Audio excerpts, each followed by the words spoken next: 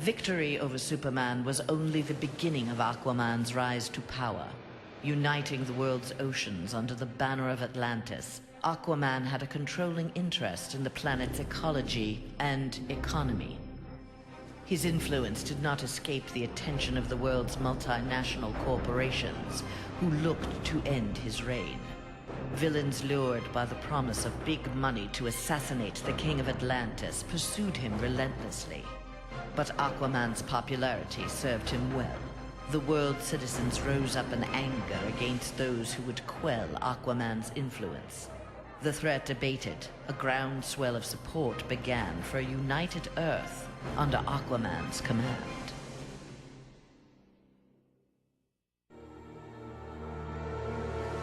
Superman's defeat did not work to Ares' advantage as he had planned. The heroes of the parallel dimension helped this world's Batman build a conflict-free utopia that left the war god famished. On the brink of death, Ares managed to imprison Brainiac 5. He forced Brainiac to create a time loop beginning with the other dimensional heroes' arrival and ending just before their victory. In this pocket of time, Ares flourished. Endless war was his to savor.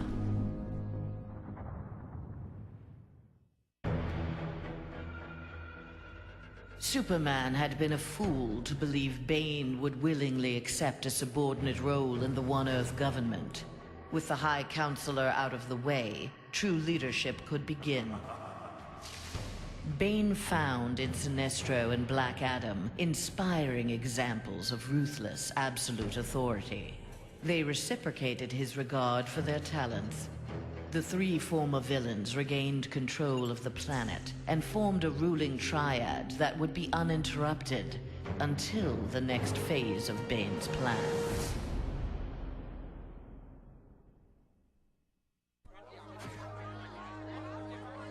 Following the battle to liberate Earth, Batman learned that Luthor had bequeathed his massive fortune to Bruce Wayne. He now had the means to rebuild Gotham and Metropolis. The city's residents, inspired by their hero's efforts, adopted the slogan, "We are Batman." They contributed countless hours to their community's renovation and crime prevention. The Batman of old would have stubbornly assumed these tasks alone. The post-One Earth Batman, having been rewarded for his trust in others, enjoyed his city's renewal and his role as its benefactor.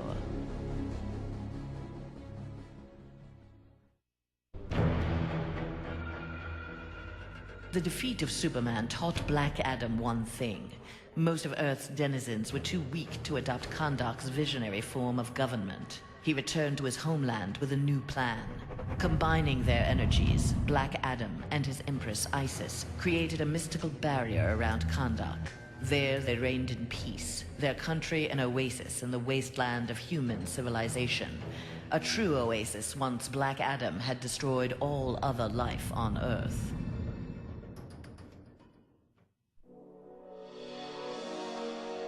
At last, Superman had paid for what he had done to Catwoman. Feigning allegiance to his regime had cost Selina her beloved Batman and her best chance at happiness. Pride and anger kept her from attempting reconciliation with Bruce Wayne, but his inspiring reconstruction of Gotham and Metropolis fostered in her a desire to remain close to him. Until she was ready to approach him again, she did her part to keep Gotham's streets clear of crime. Nascent underworld organizations had both the Bat and the Cat to fear.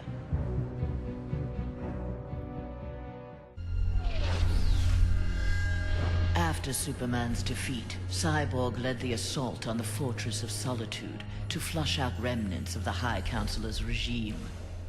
The fortress was well defended, the battle intense.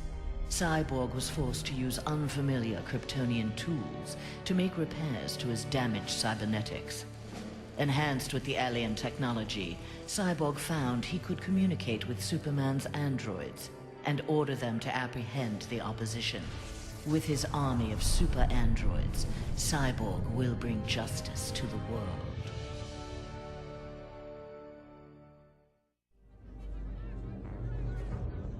With Superman's regime toppled, new governments formed to take its place.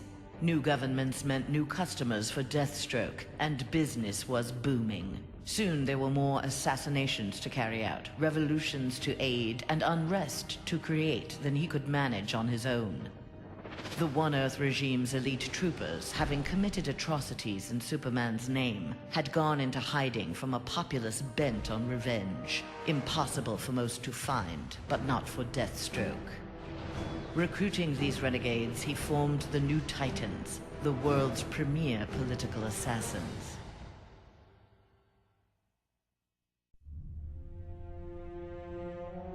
Free of Superman's control, Doomsday eradicated the remaining metahumans. He then manipulated technology in the abandoned Fortress of Solitude to terraform the Earth. It soon resembled prehistoric Krypton. At last, it felt like home. After a few years of exterminating humanity at his leisure, however, Doomsday needed a challenge. Having assimilated Superman's ability to fly, he headed for a nearby space sector. He had heard rumors of an opponent worthy of his attention, a Caesarian mercenary with a taste for violence. Doomsday was eager to meet this Lobo in battle.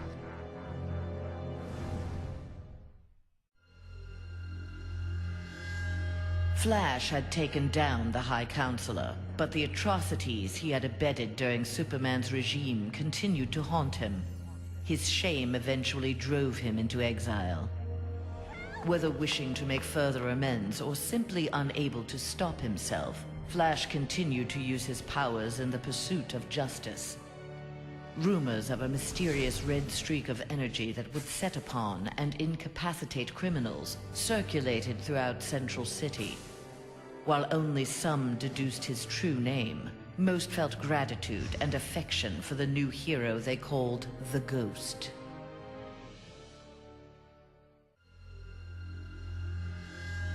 After the fall of Superman, Green Arrow visited the Star City of this parallel Earth. His counterpart was one of the first heroes to fall in the battle against Superman, one of the first to object to the Man of Steel's new tactics and reasoning.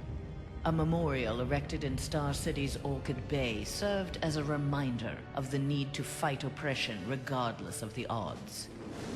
There, Green Arrow found that one citizen wasn't content to memorialize Oliver Queen in stone. With Green Arrow's training, a new Archer, dressed in crimson, took up the fallen hero's mantle.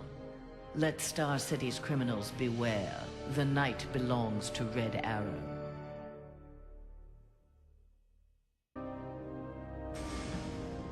Mere days after returning to his Earth, Green Lantern, in an event mirroring his ascension to the core, witnessed the crash landing of an alien ship. Investigating the wreckage, he encountered the pilot, who claimed to be Abin Sur. But this Abin Sur wore no power ring, and referred to him in halting breaths as the Almighty One. Green Lantern tried to convince the alien of their past, that Abin Sur had named Hal Jordan his successor as the Green Lantern of Sector 2814. But the alien died from his wounds before Lantern could learn more of him. Lantern left immediately for Oa. The Guardians were his only hope of solving this mystery.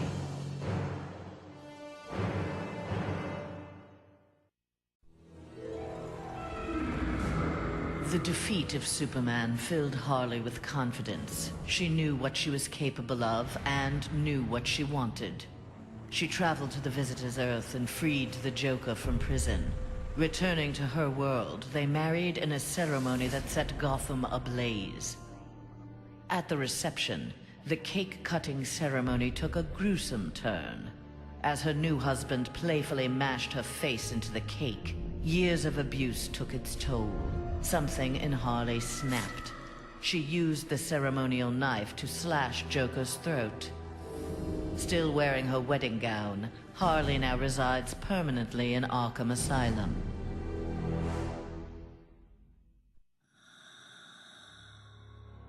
Free of his brainwashing, Hawkgirl exacted revenge on the High Counselor for murdering her husband, Hawkman. She was nevertheless sent to prison for her role in the regime. One night, she awoke hovering above her cot, glowing with eldritch light. An instant later, she stood at the bottom of a shallow crater. There, she found the source of the light, a meteorite of pure nth metal. As she touched it, the meteorite sprung to life, encasing her in nth metal. The new armor made Hawkgirl invincible. Her first act? Vengeance against those who had helped Superman capture Hawkman.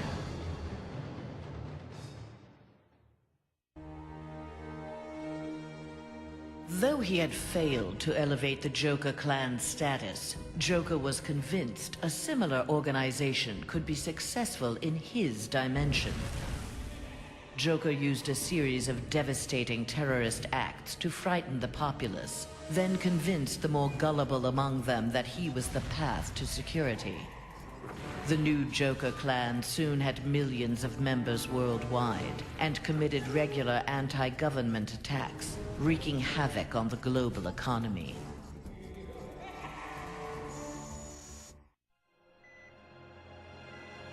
Killer Frost reveled in her victory, but her overconfidence betrayed her. Seizing the opportunity, agents of Star Labs captured her. Their scientists harnessed her freezing power in order to fortify the world's polar ice caps. But Star Labs underestimated Frost's abilities. Turning on her captors, she froze their facility and eventually the entire Western Hemisphere. The survivors now struggle to overthrow the self-proclaimed Ice Queen.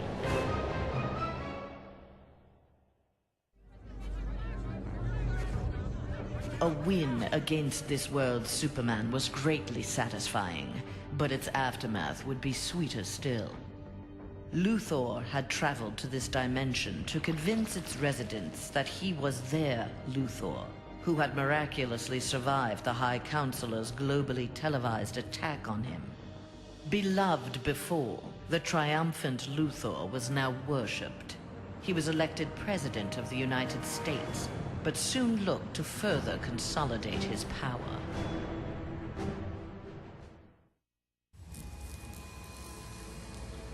Nightwing had beaten his former boss, Superman, in single combat. Not even Batman had done that. His thirst for conflict grew. He began challenging anyone who crossed his path. Nightwing's belligerence eventually drew the attention of Sinestro. His corps was always in need of new recruits, and the young humans seemed able to inspire great fear. Sinestro had his suspicions confirmed when a yellow power ring found its way onto Nightwing's finger.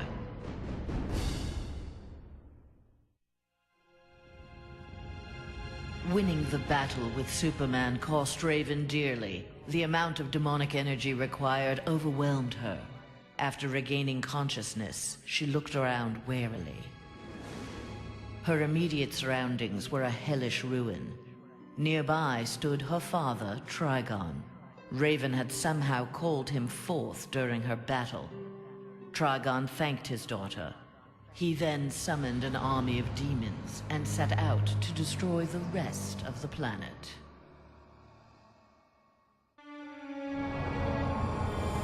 Following the events in the parallel dimension, Shazam's fellow heroes returned home.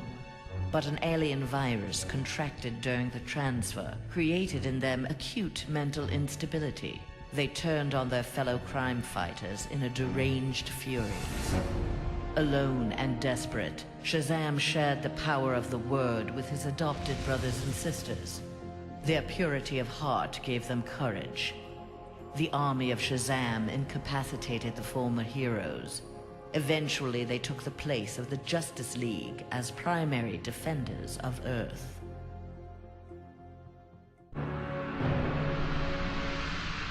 When Superman's One Earth regime proved to be a failure similar to his on Korugar, Sinestro retreated to deep space to ruminate on its demise. Fear had long seemed the most powerful of the emotions with which to bring order to the universe, yet it had not been enough. Desperate, Sinestro hurled the might of the Sinestro Corps against the life entity, keeper of the White Power Battery. Ultimately victorious, Sinestro now wielded the power of a White Lantern. No adversary could possibly withstand him. The light of the Green Lantern Corps would be the first he would extinguish.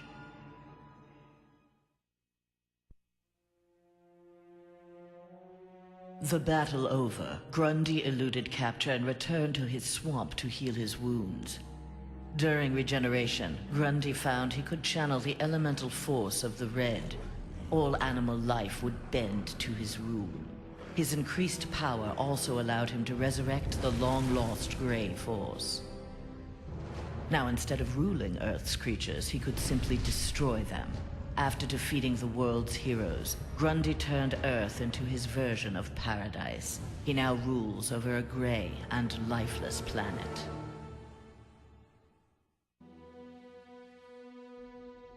Though pleased with the outcome, Superman's battle with his duplicate left him troubled. If one Superman could go so far astray, why not another? Preventative measures were in order. After much discussion with his fellow Justice Leaguers, Superman ingested a remote-release kryptonite capsule.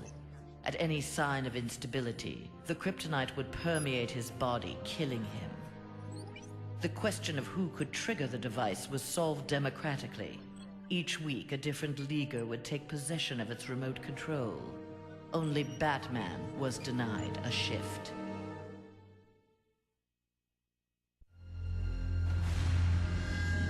Wonder Woman returned home to find her dimension in ruins. Aware of Superman's despotic rule of the parallel dimension, the gods of Olympus vowed to preemptively eliminate the metahuman scourge from their world. Under the direction of Zeus, they hunted down and eliminated nearly all superpowered mortals. All that remained to oppose them was Themyscira. Wonder Woman and her Amazons fought back against the Olympians with unrelenting courage. Despite heavy losses, Wonder Woman's forces ultimately prevailed. They took reign as the new Olympians, ushering in an age of peace and prosperity. Not all heroes were destroyed by Superman. Some were actually created by him. A technology wizard, Barbara Gordon had eluded detection by One Earth intelligence, feeding information to the insurgency under the code name Oracle. But after the regime's murder of her father, Gotham Police Commissioner James Gordon, Barbara channeled her anger into a new alter ego. Sensing the right opportunity to strike, she attacked Superman directly. By defeating the High Counselor, she had announced Batgirl to the world in impressive fashion.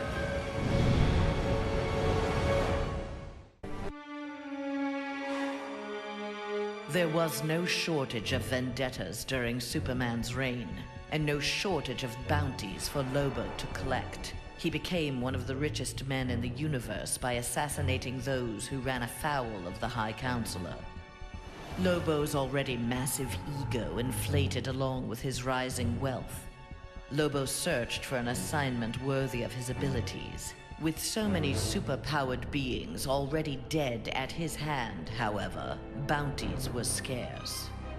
Lobo decided to use his wealth to create his own ultimate contract.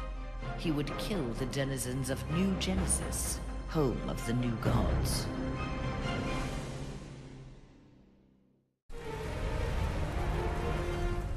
The fool in the red cape had been dealt with. Now Scorpion would learn how he came to this place.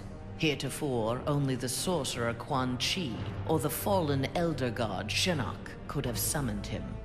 Scorpion's answers appeared in the form of Trigon, who accused Scorpion of deserting Trigon's demon army and stealing from him the glory of besting the High Counselor. The two faced each other in a titanic struggle. Scorpion emerged the victor and assumed control of Trigon's invasion force. Soon this strange new land would be his to rule.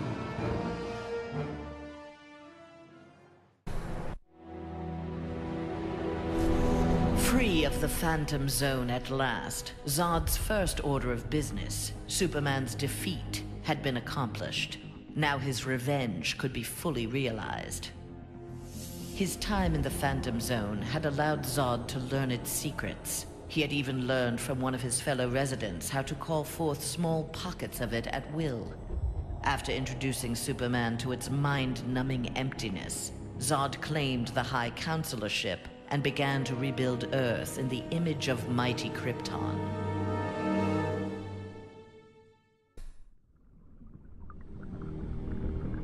Banishing his friend and former teammate Superman to the Phantom Zone was difficult for J'onn J'onzz, but necessary.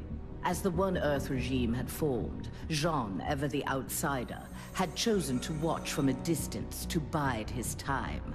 He assumed the form of an Atlantean and served as royal archivist. Aquaman little suspected that his trusted subject's uncanny ability to gather news of the surface world was the result of telepathic powers. When J'onn learned that heroes from a parallel dimension were aiding Batman's insurgency, he assisted as well, leading rescue operations in Metropolis and Gotham after Superman's rampage. In the post-regime era, the Martian Manhunter continued to serve his adopted world, gathering the next generation of heroes to form a new Justice League.